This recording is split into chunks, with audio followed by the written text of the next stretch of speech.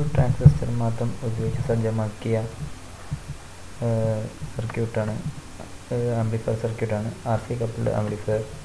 ഇതിൽ R1 R3 എന്നീ റെസിസ്റ്ററുകൾ ട്രാൻസിസ്റ്ററിൻ്റെ എമിറ്റർ ബേസ് ജംഗ്ഷന് കുറുകെ ഫോർവേഡ് ബയാസ് നൽകുന്നതിന് വേണ്ടി ഉള്ള വോൾട്ടേജ് ഡിവൈഡർ ബയാസ് നെറ്റ്വർക്കായി സംവിധാനമാണ്.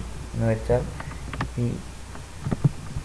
ഈ ട്രാൻസിസ്റ്റർ ടേൺ ഓൺ ചെയ്യുന്നതിന് വേണ്ടി അതിൻ്റെ ഇരു ജംഗ്ഷനുകളിലും പ്രോപ്പറായിട്ടുള്ള ബയാസിങ് വോൾട്ടേജുകൾ നൽകുന്നതിന് വേണ്ടി രണ്ട് റെസിസ്റ്ററുകൾ ഉപയോഗിക്കുന്നു.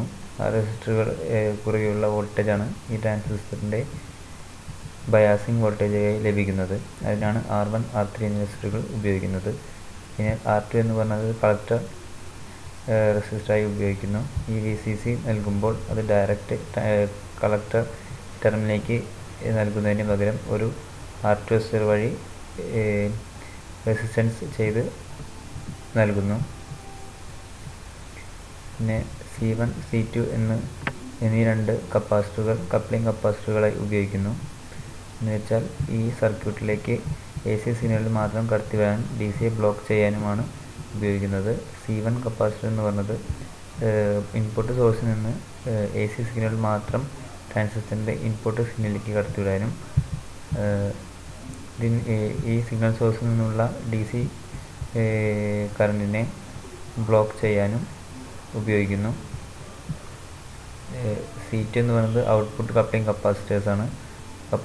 അത് ട്രാൻസിസ്റ്ററിൻ്റെ ബയാസിങ് DC വോൾട്ടേജസിനെ ബ്ലോക്ക് ചെയ്യാനും DC സിഗ്നലിനെ ബ്ലോക്ക് ചെയ്യാനും ഔട്ട്പുട്ടിലേക്ക് AC സിഗ്നൽ മാത്രം കടത്തിവിടാനും ഉപയോഗിക്കുന്നു.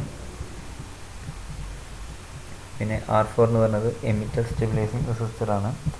ഈ DC ഫീഡ്ബാക്ക് വഴി കളക്ടർ കറണ്ട് ക്രമീകരിച്ച് നിർത്തുന്നതിന് വേണ്ടിയാണ് റെസിസ്റ്റർ ഉപയോഗിക്കുന്നത്.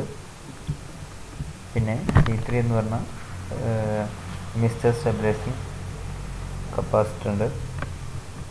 AC ഫീഡ്ബാക്ക് ഒഴിവാക്കുന്നതിന് വേണ്ടിയാണ് ഇത് ഉപയോഗിക്കുന്നത്. ഈ റെസിസ്റ്റർ RE വഴിയുള്ള AC ഫീഡ്ബാക്ക് ഒഴിവാക്കുന്നതിന് വേണ്ടിയും അതിന് കുറുകെ ഒരു കപ്പാസിറ്റർ CE ഘടിപ്പിച്ചിരിക്കുന്നു. ഇത് കാരണം AC കറണ്ട് റെസിസ്റ്റർ വഴി പ്രവഹിക്കുന്നതിന് പകരം കപ്പാസിറ്റർ വഴി കടന്നു പോകുകയും REക്ക് കുറുകെയുള്ള AC ഡ്രോപ്പ് ഉണ്ടാകുന്നതും ഒഴിവാക്കുകയും ചെയ്യുന്നു. നമ്മൾ ഈ സർക്യൂട്ടിൽ ഇൻപുട്ട് സിഗ്നലായി കൊടുക്കുന്നത് വെരി പുവറായിട്ടുള്ള സിഗ്നലുകളാവും. അപ്പോൾ അത് ഈ R4 എന്ന് പറയുന്ന ഒരു ഹൈ റെസിസ്റ്ററിലൂടെ കടന്നു പോകുമ്പോൾ ആ AC സിഗ്നൽ ഡ്രോപ്പായി പോകാൻ സാധ്യതയുണ്ട്. പകരം ആ സിഗ്നൽ ഡ്രോപ്പായി പോവാതെ ട്രാൻസിസ്റ്ററിൻ്റെ എമിറ്റർ വഴി കപ്പാസിറ്റർ CE വഴി പോകുന്നതിന് ബൈപ്പാസായിട്ട് CE ഉപയോഗിക്കുന്നു. പിന്നെ RL എന്ന് പറയുന്നത് ഒരു R5 ആണ് ഇവിടെ ഉപയോഗിച്ചിരിക്കുന്നത്. ഒരു ലോഡ് റെസിസ്റ്ററായി ഉപയോഗിച്ചിരിക്കുന്നു. ആംപ്ലിഫയറിൻ്റെ ഔട്ട്പുട്ടിൽ ഘടിപ്പിച്ചിരിക്കുന്ന ലോഡിൻ്റെ ഇമ്പൾസിനെ സൂചിപ്പിക്കുന്നതിനാണ് R5 ഉപയോഗിക്കുന്നത്. മൾട്ടി സ്റ്റേജ് ആംപ്ലിഫയറുകളുടെ കാര്യത്തിൽ ലോഡ് തുടർന്നുള്ള വരുന്ന സ്റ്റേജിൻ്റെ ഇൻപുട്ട് സർക്യൂട്ടായിരിക്കും.